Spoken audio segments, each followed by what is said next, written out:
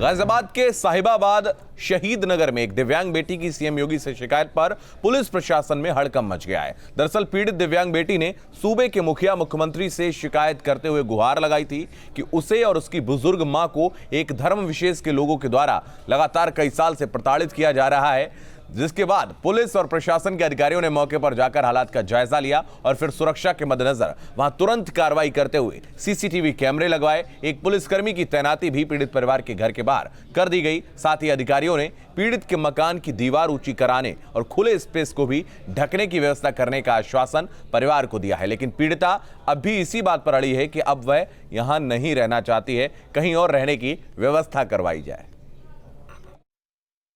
इस मामले के लेकर हमको एक प्रार्थना पत्र मिल गया था, हमारा अवगत में आ गया था, संज्ञान में आ गया था और हमारे द्वारा एक जांच किया भी था।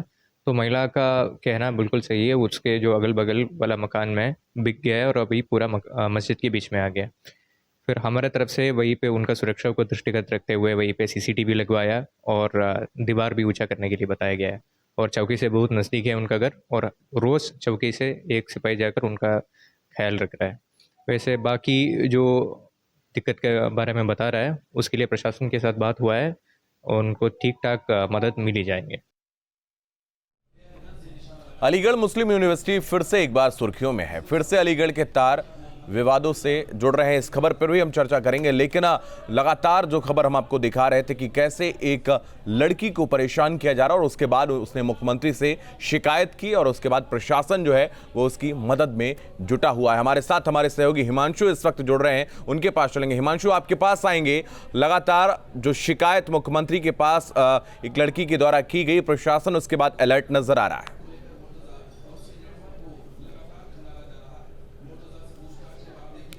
बिल्कुल, देखिए साफ है जो गाजियाबाद का शहीद नगर इलाका है। सबसे पहले आपको बता दूं, उस इलाके की जो आबादी है 80% आबादी मुस्लिम आबादी है, जबकि 10% हिंदू परिवार यहाँ रहते हैं। और जिस जगह अब हम मौजूद हैं दरअसल उस पीड़ित परिवार के पास ही हम हैं।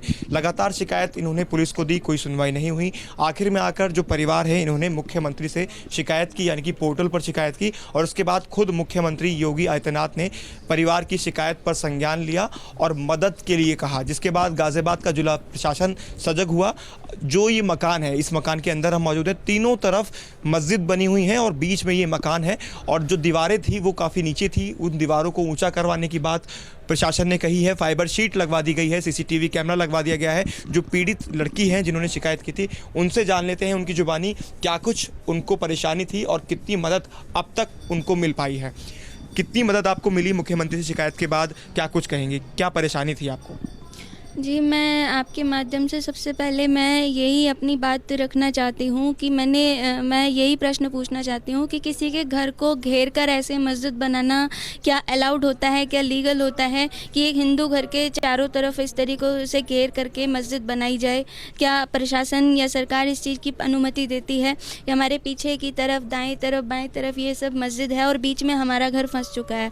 और जब मस्जिद में निर्माण होता है, कुछ भी होता है, मस्जिद की दीवार हमारे ऊपर गिर गई थी, पीछे की दीवार हमारी सारी टूट गई, आगे की दीवार सीधे हाथ के कोने की तरफ दीवार टूट गई, जिसके लिए परेशानी आपको फेस करनी पड़ रही है यहाँ रहकर। मैं वही बता रही हूँ। तो अब इन हमारी दीवारें टूट गई, इस चीज़ के लिए हम इनसे कहा तो मतलब जवाब में यही चीज़ें आती हैं कि मस्जिद में काम तो होगा, अब काम भी नहीं करेंगे क्या? तो कहने का मतलब ये है कि दीवार मतलब मस्जिद में काम होगा, दीवारें हमारी टूटेंगी, हम कुछ कहेंगे नहीं, तो दीवारें जिम्मेदार कौन होगा? और 2.5-3 साल के करीब से हम इतने ज़्यादा परेशान हैं। मम्मी के ऊपर 2 बार अटैक हो चुका, एक रात के टाइम सोते हुए अटैक हुआ, ईंट फेंक के मारी थी, ट्यूबलाइट फेंक के मारी थी। और तो ये सब हो क्यों रहा है? क्या समझते हैं आप इन सब चीज़ों से? लगातार आप जो परेशान आपको किया जा रहा है, आप ही के परिवार को परेशान यहाँ पर किया जा रहा है, उसकी वजह क्या मानते हैं आप?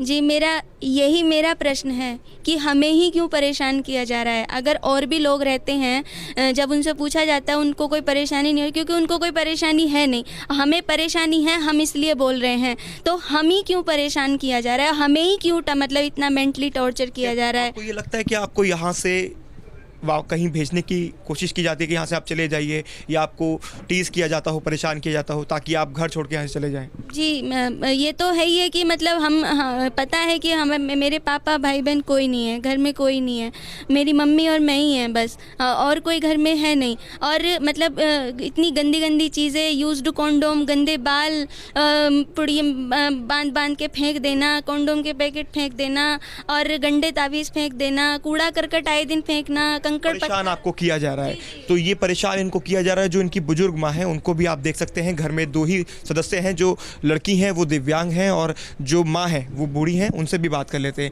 माता जी, आपको किस तरह से यहाँ पर लोग परेशान कर रहे हैं? बस जो मेरी लड़की कह रही है यही परेशानी है हमारे को, जो लड़की कह रही है ठीक है सब। अब आप यहाँ रहना चाहते हैं, इस माहौल में रह पाएंगे? नहीं, हम नहीं रह पाएंगे। क्या गुजारिश है आपकी प्रशासन से और सरकार से? आप क्या दरख्वास्त लगाना चाह रहे हैं? जो लड़की कह रही है। क्या चाहते हैं आप? हम ये चाहते हैं कि हमें सेपरेट कहीं घर दिलवा दिया जाए। मेरी शारीरिक स्थिति सही नहीं है कि मैं ज़्यादा चल फिर नहीं सकती, तो आसपास लोकल में कहीं हमें सेपरेट घर दिलवा दिया जाए। मतलब इस माहौल में हम नहीं रह सकते। इन सब चीज़ों के बावजूद अब हम नहीं रह सकते, क्योंकि जिन चीज़ों को हम कह नहीं सकते वो भी सहनी पड़ रही हैं। सर के ऊपर मीट बनता है, बकरा ईद वगैरह होती है तब मीट बनता है, जमात आती है तब मीट बनता है, कुछ ना कुछ आए दिन मीट तो बनता ही है। मैं लहसुन प्याज भी नहीं खाती, तो जो इन चीज़ों को नहीं खाता उसके लिए ये बदबू भी, सांस लेना भी दूभर हो जाता है। और मतलब एक कुछ करके इस तरह के हालात पैदा किए जा रहे हैं कि आप यहाँ से जाएं और किसी भी तरह से जो आपका घर है इसको भी कब्जा कर लिया जाए। अंदरूनी षड्यंत्र तो हमें भी यही है। डायरेक्ट तो अपने मुंह से कोई बोल करके ये चीज़ दिखाएगा नहीं तो वो अगर इस तरीके की चीज़ें होंगी तो फिर हम उसको कह नहीं देंगे, सामने नहीं आ जाएगा। तो एक प्लानिंग के तहत, एक षड्यंत्र के तहत हमें मतलब मेंटली टॉर्चर इस तरीके से किया जा रहा है कि हम परेशान होकर खुद ही यहाँ से मतलब अपना पलायन कर दें। और अब हम खुद भी रहना नहीं चाहते, हम इतने टॉर्चर हो चुके हैं, अब हम नहीं रहना चाहते। बिल्कुल।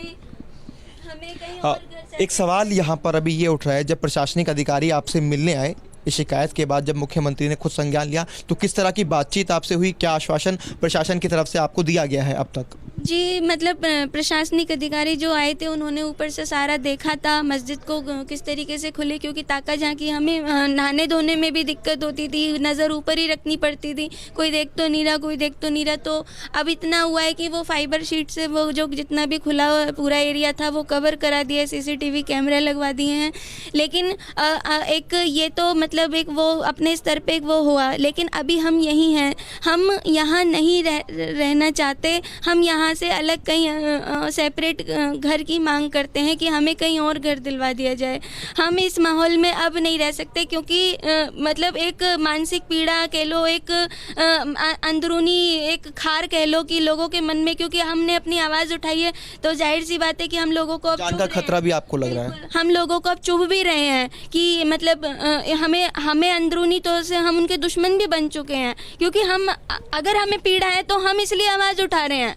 आग हमारे घर में लगी है तो हम तो चिल्लाएंगे ना, पीड़ा हमें है तो हम तो चिल्लाएंगे, हम तो परेशान होंगे तो इस डर के माहौल में नहीं जी सकते, आप ये कह रहे हैं? जी बिल्कुल, हम यहाँ नहीं रह सकते।